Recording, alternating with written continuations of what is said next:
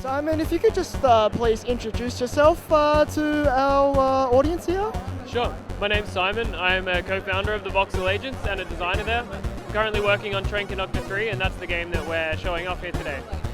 And yeah, what can you tell me about the Voxel Agents? I mean, I know that you guys are something of an award-winning little studio. Yeah, thanks.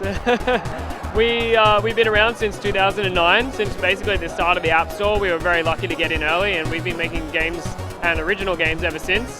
The game that sort of established us was Train Conductor the original, and then we shortly after released the sequel in 2010.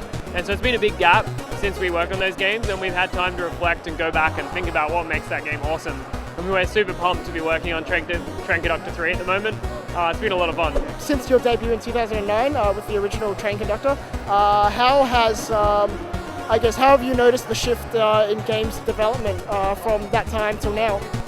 Yeah, right. There's been a lot of changes. Obviously for Australia in particular, 2009 was a very difficult time because we had a lot of big studios prior to that. And then GFC hit, and with the financial crisis, a lot of studios had to close down, a lot less work around. But it's actually been a really good thing for the industry because a lot of those studios broke apart, and now you've got this huge amount of indies who are making all these amazing games. And you just look at everything here in the pavilion, and there's so much great stuff coming out of Australia now, and it's like, the indie scene is really maturing, I think, and we're producing some really great games. Like, if you look at the awards that we had 2 nights ago, just phenomenal. Like, the games are world class. And what can you tell me about your game that you're kind of showing off here today at PAX? So we're making Train Conductor 3. It's for iOS and Android devices. It is an arcade kind of action game.